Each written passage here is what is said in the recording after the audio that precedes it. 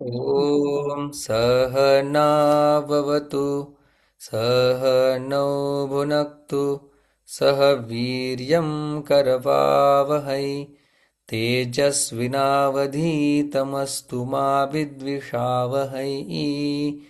ॐ शान्ति शान्ति शान्तिः।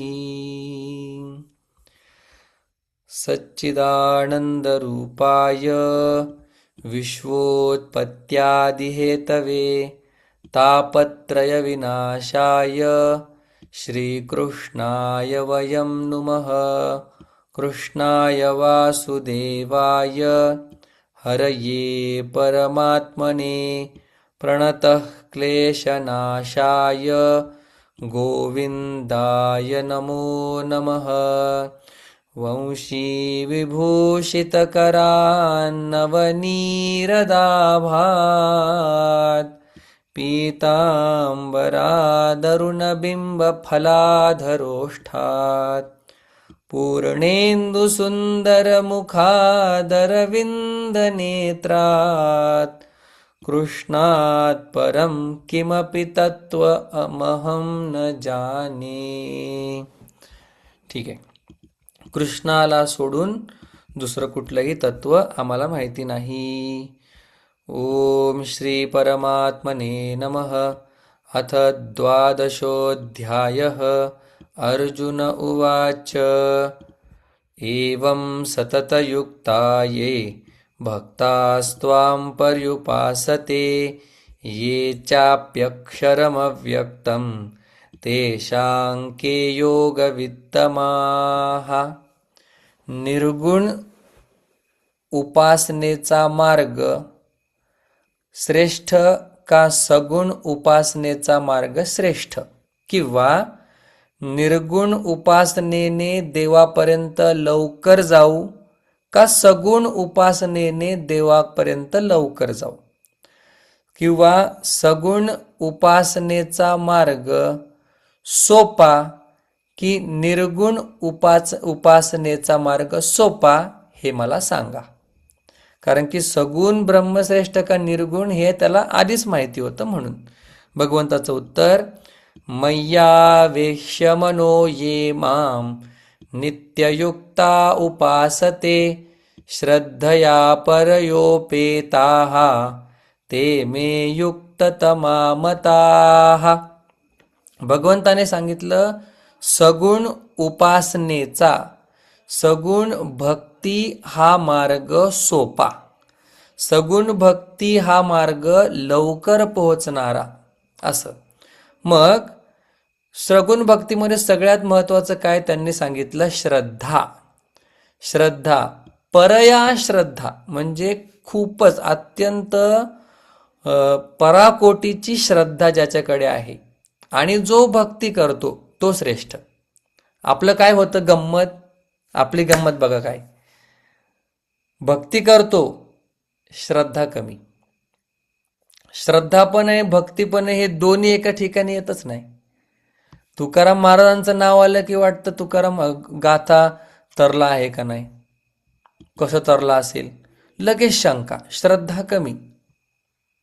तुकाराम महाराजांचा गाथा पंचम वेद आहे, वेदात जे सांगितलंय त्याचे तेवढ्याच मान्यतेचा पंचम वेदाचा गाथा आहे. वारी केल्यानंतर देव प्राप्त होतो, शंका मनात. ते काय नुसतं चालत जातात भजन म्हणत आरडत ओरडत, त्याने कुठं देव भेटतो का, शंका. म्हणजे श्रद्धा नाही, श्रद्धेची जागा शंकेने घेतलेली. म्हणून माऊली म्हणतात संशयाहुनी घोर आणि का पाप नाही थोर. मग श्रद्धा पाहिजे, शंका घालवायची. मग भगवान म्हणतात ज्याच्याकडे खूप मोठी श्रद्धा आहे, आपल्याकडे मूर्ती बघितल्यावर आपल्याला काय वाटतं, मूर्ती कशी काय देव असू शकते, लगेच श्रद्धा नाही. मग श्रद्धा म्हणजे काय, निकृष्ट वस्तूच्या ठिकाणी किंवा साधारण वस्तूच्या ठिकाणी असाधारण बुद्धी असणं. म्हणजे मंदिरातला देव दगडाचा आहे, पण तो दगडाचा देव असताना सुद्धा साक्षात देवाचा अंश इथे आहे, देवच या ठिकाणी उभा आहे, अशी भावना म्हणजे श्रद्धा आहे. मग भगवान म्हणतात अशी श्रद्धा ज्याच्याकडे आणि ज्याचं मन माझ्या ठिकाणी लागलेलं आहे. आता 3 गोष्टी एकत्र. देव पण बघा हळूच एक एक शब्द लिहितात. म्हणजे श्रद्धा पाहिजे आणि मन भगवंताकडे लागलं पाहिजे. कधी कधी आपल्याला सगळं खरं वाटतं. ज्ञानेश्वरी खूप छान आहे, एक तरी ओवी अनुभवावी, वारी खूप छान आहे, हरिपाठ खूप छान आहे, भजन खूप छान आहे, पण मन त्याच्यामध्ये लागतं का हो? नाही. मग भगवान म्हणतात, बाबा पराकोटीची श्रद्धा पाहिजे आणि दुसरं मन माझ्या ठिकाणी लागलं पाहिजे. असे जे अशा प्रकारची भक्ती जे करतात ती भक्ती, तो मार्ग सगळ्यात सोपा आहे असं माझं मत आहे. भगवान म्हटले बघा, युक्ततमा मताहा, ते माझं मत आहे. काय? परया श्रद्धा उपेता, पराकोटीच्या श्रद्धेने युक्त असणारे आणि मयी मनः आवेश, माझ्या ठिकाणी मन लागलेलं असतं. भगवान इथं पण थांबत नाहीत, हळूच शब्द लिहितात, नित्ययुक्ता. म्हणजे श्रद्धा पाहिजे. बरं, मन लागलं पाहिजे. मग आपलं मन कधी कधी काय होतं, चला आता काय सप्ताह आलाय तर 8 दिवस मन लागतं, श्रद्धा पण भरपूर वाढते. पण नित्य राहते का हो? सप्ताह संपला की ज्ञानेश्वरी जी आपण गुंडाळून ठेवतो भगव्या कपड्यात, म्हणजे इन जनरल सांगतोय, तुम्ही असं करताय असं नाही, इन जनरल ती डायरेक्ट पुढच्या सप्त्यालाच उघडली जाते. मग नित्ययुक्ता नाहीये. बघा आता भगवान हळूहळू एक एक एक एक शब्द वाढवतात. जो श्रद्धेने ओतलेला आहे, ज्याचं मन माझ्या ठिकाणी आहे, फक्त थोड्या वेळासाठी नाही, कायमचं. आणि एका ठिकाणी वेदांतामध्ये असं म्हटलेलं आहे की जगातला सगळ्यात भाग्यवान पुरुष तो आहे. ऐका, जगातला सगळ्यात भाग्यवान पुरुष तो आहे ज्याचं परब्रह्मामध्ये क्षणासाठी मन स्थिर होतं. मन त्याच्यामध्ये डुंबून जातं, बुडून जातं त्याच्यामध्ये मन. तो माणूस सगळ्यात श्रेष्ठ आहे. संस्कृत श्लोक आहे फार छान, ज्याचं एका क्षणासाठी भगवंताच्या ठिकाणी सगळीकडून मन निघतं आणि फक्त देवामध्ये राहतो, तो सगळ्यात श्रेष्ठ आहे. मग ठीक आहे, सुरुवात ही थोडं थोडं मन लागण्यापासून होते. नित्ययुक्त करी लवकर होत नाही, जन्म सुद्धा जाऊ शकतो. ठीक आहे, भगवान म्हटले तो श्रेष्ठ आहे. मग ते झाल्यानंतर आपण हे 2 श्लोक पाहिले. ये त्वक्षरमनिर्देश्यम अव्यक्तं पर्युपासते सर्वत्र गमचिन्त्यञ्च कूटस्थमचलं ध्रुवं सन्नियम्येन्द्रियग्रामं सर्वत्र समबुद्धयः ते प्राप्नुवन्ति मामेव सर्वभूतहिते रताः. गोड श्लोक आहेत फार. मग आता भगवंताने सांगितलं की हा भक्त किंवा हा मार्ग, सगुण भक्तीचा मार्ग श्रेष्ठ आहे. श्रेष्ठ आहे म्हणजे लवकर परमात्मापर्यंत पोहोचणारा आहे, कमी कष्ट देणारा आहे. जाणार आहेत तर दोघं एकच ठिकाणी. पण प्रश्न कसा होता, कोण श्रेष्ठ आहे? मग आता उत्तरावरून कळतं की भगवंत कोणाला श्रेष्ठ कनिष्ठ असं नाही मानत. भगवान काय म्हणतात, ते प्राप्नु, सगळ्यात महत्वाचं आहे, लक्ष द्या इकडे, ते प्राप्नुवंती माम एव. ते सुद्धा कोणाला प्राप्त होतात? ते माम एव, मलाच प्राप्त होतात. म्हणजे ते म्हणजे निर्गुण भक्ती करणारे सुद्धा, म्हणजे देवाची सगुण भक्ती करणारे, श्रद्धा असणारे भगवंतालाच प्राप्त होतात. आणि जे निर्गुणाची भक्ती करतात ते पण मलाच प्राप्त होतात. म्हणजे कोण श्रेष्ठ आहे हा विषयच नाहीये, कोण सहज प्राप्त होतो तो विषय आहे. ठीक आहे. मग आता पुढे आपल्याला छान छान भगवान सांगतायत, त्याचा आपण एक एक शब्दाने त्याचा शब्दाचा आपण हे पाहूया. ये तू म्हणजे आता वेगळा विषय सांगण्यासाठी तू शब्दाचा प्रयोग झालेला आहे. ठीक आहे. जर तुम्हाला खूपच गीतेविषयी खूपच प्रेम असेल तर साधक संजीवनी, ऐका नाव व्यवस्थित, नंतर लिहूनही पाठवतो. साधक संजीवनी नावाचा एवढा मोठा ग्रंथ आहे. अहो काय ग्रंथ आहे तो. तुम्ही प्रेमात पडाल. तुम्ही प्रेमात पडाल त्या ग्रंथाच्या. असा ग्रंथ. इथं ये का लिहिलं, तू का आलं, अक्षर शब्दाचे वेगवेगळे अर्थ, त्या अध्यायात काय अर्थ, या अध्यायात काय अर्थ, बाप रे बाप, अप्रतिम लिहिलेलं आहे बरं का. साधक संजीवनी पाहिजे तर घ्या. 600 रुपयाला आहे. मराठीमध्ये, हिंदीमध्ये, इंग्लिश, कुठल्याही भाषेत आहे तो. तू तू शब्द साधक संजीवनी मोबाईलमध्ये सुद्धा फ्री अवेलेबल आहे. निळ्या रंगाची आहे. त्याच्यामध्ये पण पुस्तकात दिलंय तेवढं नाही, पण छान दिलेलं आहे. तू शब्दाने काय विषयांतर करता. आतापर्यंत सांगितलं सगुणाचं, सगुण भक्तीचं. आता निर्गुण भक्तीचं सांगतात. काय? ये म्हणजे जे, जे भक्त. अक्षरम, क्षरम म्हणजे काय? क्षनया, क्षरम म्हणजे जे जे जे बदलतं, त्याला काय म्हणतात? ज्याच्यामध्ये परिणाम होतो. ऐका, गोड आहे चिंतन हे सुद्धा. क्षर म्हणजे ज्याच्यामध्ये बदल होत राहतो, बदल होत राहतो. आणि अक्षर म्हणजे ज्याच्यामध्ये कुठलाही परिणाम होत नाही, त्याला म्हणतात अक्षर. मग आता हे सगळं निर्गुण भक्ताचं, खऱ्या देवाचं, खऱ्या देवाचं, मग बाकीचे खोटे नाही, हे खरं वर्णन निर्गुणाचं चालू आहे. मग बघा, अक्षरम म्हणजे क्षर म्हणजे ज्याच्यामध्ये परिणाम होतात, बदलत जातं. म्हणजे कसं सांगू? जसं आपलं शरीर घ्या. ते पहिला लहान होतं है ना, नंतर ते मोठं झालं, नंतर आपण शिशु, शिशु नंतर बालक, बालक नंतर कुमार, कुमार नंतर युवक, तरुण, नंतर वृद्ध, आणि शेवटी काय? क्षर, मरण. आहे का नाही? ते म्हणतात बालपण येतं, आमचे बाबा सांगतात, बालपण येतं, बालपण निघून जातं. तरुणपण येतं, तरुणपण निघून जातं. म्हातारपण येतं आणि म्हातारपण निघून जातं. पण म्हातारपण गेलं की पुढं काय येतं? सरपण येतं, असं म्हणायचे ते. म्हातारपण गेलं की सरपण.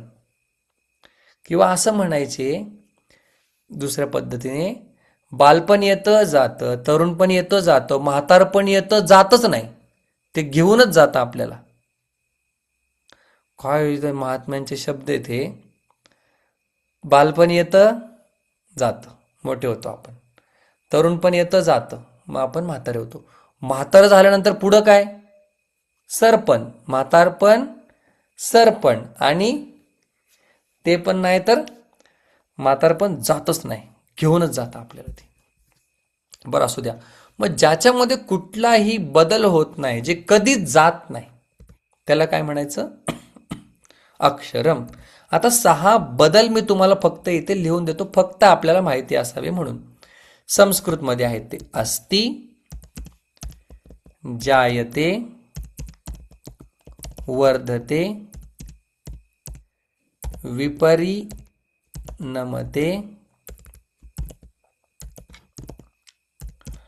अपक्षीयते, फाईल तुम्हाला पाठवेन ही, आणि विनश्यती. 1 2 3 4 5 6 हे 6 दोष म्हणजे क्षर. आणि हे 6च्या 6 ज्याला नाहीत, ते अक्षर, ते निर्गुण, ते तुम्ही, ते मी, ते सगळे. अस्ति म्हणजे पोटामध्ये बाळ असतं, आहे. नंतर ते बाळ जन्माला, जायते, बाळ आलं. वर्धते, वाढतं, एक ठराविक काळापर्यंत वाढतं वाढतं वाढतं, आणि नंतर विपरिणमते, त्याच्यामध्ये परिणाम व्हायला लागतो, बदल होतात. मग अपक्षीयते, हळूहळू हळूहळू खाली यायला लागतं, डिटोरिओरेट, आणि नंतर विनश्यती.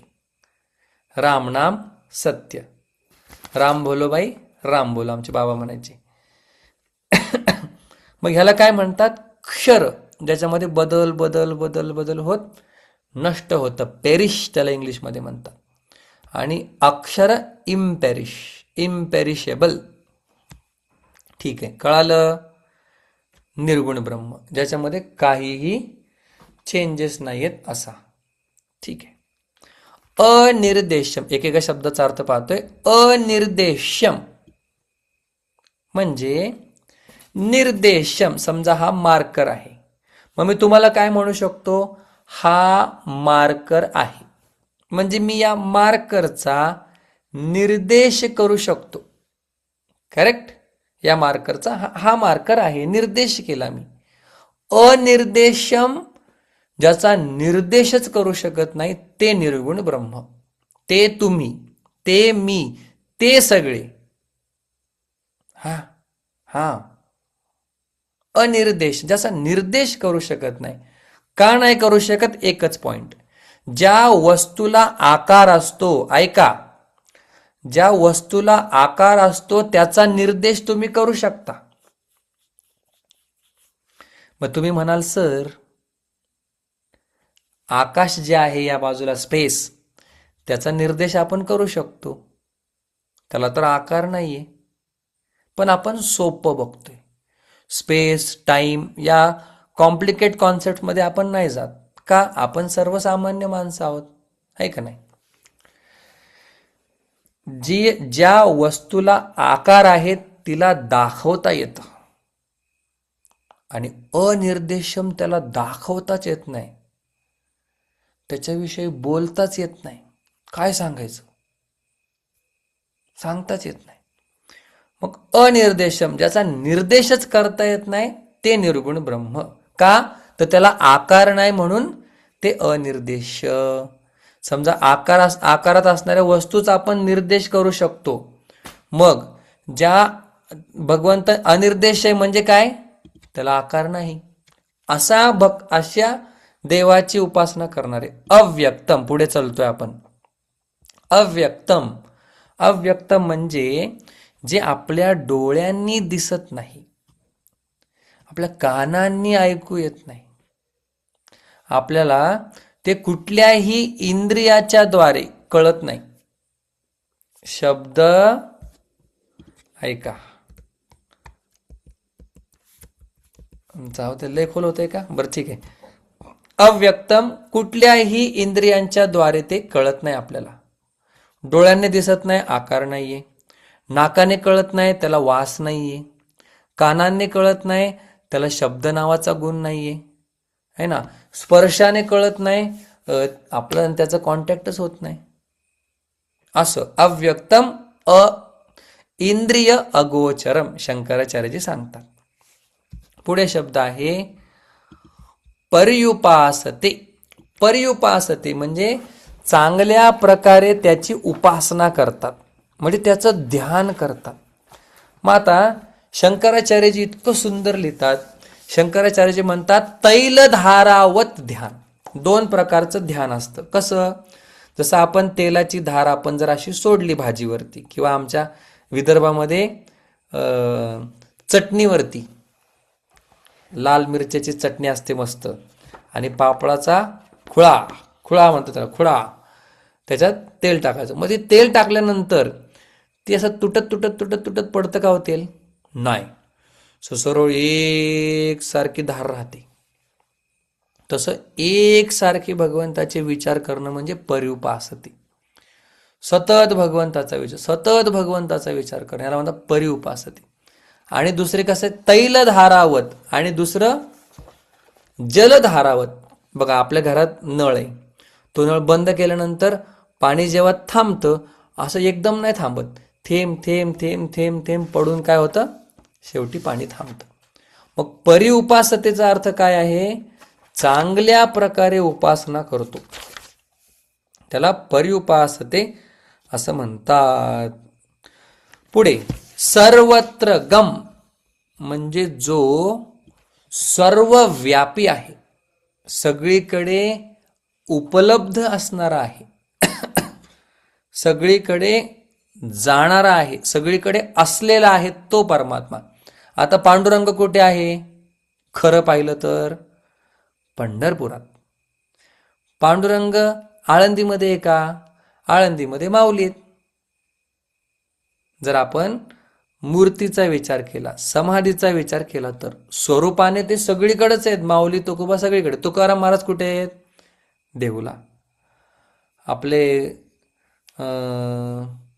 नामदेव महाराज पंढरपूर, निवृत्तीनाथ महाराज त्र्यंबकेश्वर, एकनाथ महाराज पैठण, है ना, गोरोबा काका तेरची पण वारी असते. प्रत्येक सगळीकडं ते एका ठिकाणी आहेत शरीराने, पण हे जे ब्रह्म आहे सर्वत्र गम, सर्वव्यापी सगळीकडे असणार आहे. मग तुम्ही पंढरपुरात गेले तरी ते आहे, आळंदीला आले तरी ते आहे, कुठेही जा ते आहे. मगच शब्द निघतात, जेथे जातो तेथे तू माझा सांगाती. मग आता भगवान तर पंढरपुरात आहे. तुकाराम महाराज कसं म्हणतात? तर निर्गुणाची ओळख त्यांना झाली होती. ठीक आहे, पुढे किती बोलायचं? अचिंत्यम, ज्याचं चिंतनच करू शकत नाही आपण. तुम्हीच तर सांगता देवाचं चिंतन करा. चिंतन करू शकत नाही म्हणजे विचार ज्याच्यापर्यंत पोहोचत नाही असं सांगायचे. चिंतन करू शकत नाही. सगळ्या संतांनी काय केलं? आपल्या चिंतन केलं. ठीक आहे, म्हणजे जे तत्व चिंतन रहित आहे, म्हणजे चिंतनाच्या पलीकडे ते आहे. शब्द काय करतात? आपल्याला एका ठराविक अंतरापर्यंत आपल्याला नेतात. पण हे परमार्थ तत्व जे आहे ते चिंतनच त्याचं करता येत नाही, त्याचा विचारच करता येत नाही. म्हणजे मन तिथपर्यंत पोहोचत नाही. माऊलींच्या भाषेत मनाची मग नखी न लगे, मन परमात्म्यापर्यंत पोहोचत नाही. पण तुम्हीच तर सांगता मनाला परमात्मा. आम्ही सांगतोय पण ते बोलण्याचा भाव वेगळा आहे. तिथे मन परमात्म्याला जाणू शकत नाही, कारण की कारण की जाणण्याची जी शक्ती मनाकडे आहे ती परमात्म्यामुळे आहे, म्हणून ते त्याला जाणू शकत नाही. अयो लय अवघड झालं. सोपं सांगायचं, ऐका, सोपं सांगतो. डोळे त्या परमात्म्याला पाहू शकत नाहीत, कान त्या परमात्म्याला ऐकू शकत नाही. डोळे ज्याला पाहतात, ऐका वाक्य, डोळे ज्याला पाहतात तो परमात्मा नाही, डोळे ज्याच्यामुळे पाहतात तो परमात्मा आहे. हे केनोपनिषदामधील चिंतन आहे. खूप गोड अप्रतिम चिंतन आहे. म्हणजे सांगायचं काय? विचार त्याच्यापर्यंत पोहोचत नाही.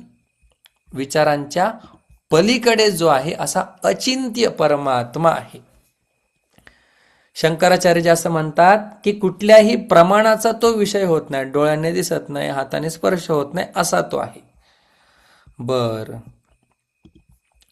कूटस्थम म्हणजे निर्गुण तत्व ते आहे ज्याच्यावरती अनेक बदल होतात, पण त्या मूळ तत्वाला काहीच होत नाही. ऐका, उदाहरण सांगायचं म्हणजे सोनार. हे उदाहरण खूप फेमस आहे, प्रसिद्ध आहे. सोनार काय करतो? वेगवेगळे अलंकार त्या ऐरणी वेगवेगळे अलंकार त्या ह्याच्यावरती घडवतो. ऐरणीच बहुतेक, त्या ऐरणीवरती तो घडवतो. आणि अलंकार येतात जातात, अलंकारामध्ये बदल होतात, अलंकार निर्माण होतात, बदल होतात, अलंकार येतात जातात, पण त्या जी ऐरणी आहे तिला काहीच होत नाही. त्याला म्हणतात कूटस्थ. तसं हे जगत काय होतं? निर्माण होतं, जगत राहतं, जगत जातं, पण त्या परब्रह्माला काहीच होत नाही. तो कायम धायम असणार आहे, ज्याच्यामध्ये बदल होत नाही. कूटस्थम. बघा, सगळे त्याच अर्थाचे शब्द आहेत, पण वेगवेगळ्या दृष्टीने चिंतन करतात. कूटस्थम, कूटवत निर्विकारेण स्थितः कूटस्थम. ठीक आहे, ज्याच्यामध्ये कुठलाही बदल होत नाही. उदाहरण दुसरं सांगायचं म्हणजे नदी. नदीचे दोन पात्र, आणि त्या पात्रामधून काय होतं? नदी वाहते. मग नदी, पाणी येतं पाणी जातं, पाणी येतं पाणी जातं, पण नदीचे जे काठ आहेत, तीर आहेत, ते कायम तसेच राहतात. कूटवत निर्विकारेण स्थितः कूटस्थः. अचलम, जे ज्याच्यामध्ये हालचाल होत नाही. समजा आता मी माझा हात हालतोय, मग माझा हात हालतोय म्हणजे चलम. अचलम, ज्याच्यामध्ये हालचाल होत नाही. म्हणजे काय? आता माझा हात इथे हालतो. का हालतो? इथून इथपर्यंत येतो. का येतो? कारण की माझा हात इथे आहे आणि इथे नाही, म्हणून इथून इथे जातो. कळतंय का? माझा हात इथे नाहीये, इथून इथे का जातोय? तर तिथे नाहीये म्हणून जातोय. पण जर मी सगळीकडेच असेल तर मी हालेन का हो? हालणारच नाही. मग भगवंताला अचल का म्हणतात? निर्गुण निराकाराला अचल का म्हणतात? ते हालतच नाही. हालत का नाही? अहो, ते सब्राभरीत भरलेले, हालायला जागा कुठे? माझा हात हालायला जागा पाहिजे, जागाच नाहीये. सगळीकडे तो व्यापलेला आहे. त्याचं वर्णन करताना समर्थ म्हणतात, जळी स्थळी काष्टी पाषाणी. सगळीकडे जळ स्थळ. आणि आपल्या शास्त्रात सांगितलं 14 भुवनात तो व्याप्त आहे. म्हणजे सगळे लोक, अतल वितल सुतल अगदी पाताळपर्यंत, आणि स्वर्ग ब्रह्मलोकापर्यंत सगळीकडे तो व्यापून आहे. मग हालणार कुठं? हालू शकत नाही. अचल अशा परमात्म्याची उपासना करणारे. ध्रुवम, म्हणजे जो कायम आहे. जगत गेलं तरी पण तो आहेच आहे. ठीक आहे, भरपूर आहे. ठीक आहे, चला. असं जे तत्व आहे, ते तत्व कसं उपासना करतो तो? ऐका. संनियमेंद्रिय ग्रामम, म्हणजे काय करतो तो? ये जो सर्व भूत हिते रता, जो सगळ्या भूतांच्या ठिकाणी रत आहे, म्हणजे सगळीकडे तो परमात्मा पाहतो. सर्व भूत हिते रता, शेवटचा शब्द आहे. सगळ्या प्राणीमात्रांच्या हिताच्या ठिकाणी, सगळ्या प्राणीमात्रांचं हित परमात्मा, त्या परमात्म्याच्या ठिकाणी रममान असणारा तो. सर्वत्र समबुद्ध, ज्याची सगळ्या ठिकाणी बुद्धी सारखी. मोबाईल हे ते वेगवेगळी बुद्धी नाही, सगळ्या ठिकाणी बुद्धी सारखीच. सगळीकडे तो परमात्माच पाहतो. याचा अर्थ मग मोबाईलच्या पण पाया पडेल का? मोबाईलला मोबाईल सारखंच ट्रीट करणार तो, वेडा नाही. नाहीतर त्याला वेडा म्हणतील लोक. ठीक आहे, पण तो पाहताना मोबाईल न पाहता परमात्मा त्याला पाहतो. म्हणून सर्वत्र समबुद्ध, सम परमात्मा आहे, सगळीकडे तो परमात्म्याला पाहतो. असा कसा आहे तो? इंद्रिय ग्रामम संनियम्य, म्हणजे निर्गुणाची भक्ती करत असताना इंद्रियांना आवर घालावा लागतो. सगुणाची करताना नाही का? तिथेही लागतो, पण त्या तुलनेने इकडे जास्त. इंद्रिय ग्रामम, म्हणजे इंद्रिय काय? गाव म्हटलंय त्याला. इंद्रिय ग्रामम संनियम्य, चांगल्या प्रकारे ताब्यात घेऊन. चांगल्या प्रकारे म्हणजे आता आपल्याला इंद्रियांना ताब्यात घ्यायचं म्हटलं तर आमचे डॉक्टर महाराज म्हणतात, दात ओठ खाऊन घेतो आपण. म्हणजे समजा एखाद्याला डायबिटीस आहे, समोर रसगुल्ला आला, गुलाबजामुन आलं, तर त्याला खायचं नाहीये, पण मग तो वैतागलेला असतो. काय डायबिटीस झालाय मला, खाता येत नाही मला, हट, सगळं माझं जीवन संपलं, आता गोडच खायचं नाही, काय कशाला जगायचे. म्हणजे तो त्याग करतोय, इंद्रियांना आवरतोय, पण दाट ओठ खाऊन मला नाही खायला भेटत आहे असं. त्याला संनियम्य नाही म्हणत. इंद्रिय ग्रामम संनियम्य, माऊलींचं काय उदाहरण आहेत, काय ओव्या आहेत. विषय जरी समोर आला तरी त्याला खाऊ वाटत नाही. ठीक आहे, मनातून ती आसक्ती नाहीये. काय ओव्या आहेत त्या, ऐका नंतर बघा तुम्ही. तुम्हा सगळ्यांना ज्ञानेश्वरीचं वेळ लागलं पाहिजे, गीतेचं वेळ लागलं पाहिजे, हेच माझ्या डोक्यात आहे. ठीक आहे, हे आपण अव्यक्तम वगैरे सगळं बघितलं, कूटस्थम बघितलं. ते असे जे आहेत, म्हणजे जे सगळ्या भूतांच्या ठिकाणी असणारं जे हित, म्हणजे परमात्म्याच्या ठिकाणी रत आहे, सगळीकडे परमात्मा पाहणारे आहेत, ज्यांनी इंद्रियांना आवरलेलं आहे, जे डोळ्यांना दिसत नाही, ज्याचा विचार केला जाऊ शकत नाही, जे हाताने दाखवू शकत नाही, जे सगळीकडे आहे, ज्याच्यामध्ये कधीच बदल होत नाही, जे हालत नाही, जे नित्य आहे, ज्याच्यामध्ये कुठलाही परिणाम होत नाही, अशा परमात्म्याची उपासना करणारे पर्युपासते ते माम एव प्राप्नुवंती, ते मलाच प्राप्त होतात. अरे बापरे, एवढं सगळं निर्गुणाचं वर्णन केलं आम्हाला, तर हे खूप आवडलं. असाच यालाच देव म्हणतात, याचीच भक्ती केली पाहिजे. आणि भगवान पण म्हटलेले आहेत की याचीच भक्ती करा.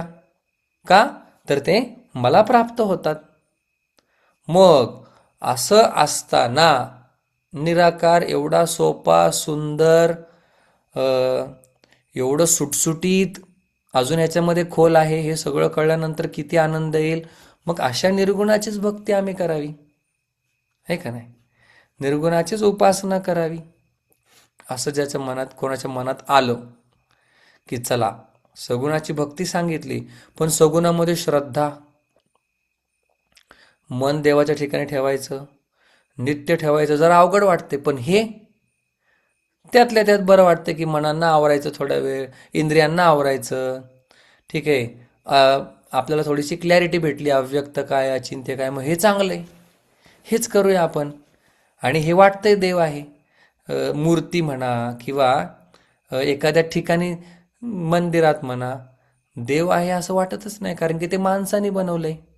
आणि मला तर हे चांगलं माहिती आहे, पिक्चरमध्ये पण सांगितलं जातं की माणसाने बनवलेला देव पाहिजे का, ज्याने माणसाला बनवलंय तो पाहिजे तुम्हाला. समजा जर तुम्हाला कोणी प्रश्न विचारला, सोप्पं मी तुम्हाला विचारतो, तुम्हाला माणसाने बनवलेला देव पाहिजे का असा देव पाहिजे ज्याने माणसाला बनवलेला आहे? तुमचं उत्तर असणार आहे माणसाने बनवलेला देव कशाला पाहिजे? ज्याला ज्याने माणसाला बनवलेला आहे तो देव आम्हाला पाहिजे. मग तो निर्गुणच आहे. मग निर्गुणाची भक्ती करूया. मग भगवान सांगतात की नाही नाही, ही जी तुला एवढं सगळं सांगितलंय याची भक्ती करणं खूप खूप कष्टकारक आहे. माऊलींच्या ओव्या सुद्धा 18व्या अध्यायामध्ये. मग या श्लोकाचं पठण आता आपण सगळे करूया. ह्याचा अर्थ पुढच्या रविवारी आपण पाहूया. पुढच्या रविवारी राम राम राम पाहूया आपण. ठीक आहे, पुढच्या रविवारी, त्याच्या पुढच्या, किंवा सोमवारी घेऊ, नाही तर शनिवारी घेऊ. शनिवारी नाही, सोमवारी घेऊ, बघूया. होल्ड ऑन, तुम्ही सुद्धा थोडं उघडायचा प्रयत्न करा. लगेच जॉईन व्हा, 5वा श्लोक शिकूया. खूप छान आहे, खूप गोड आहे.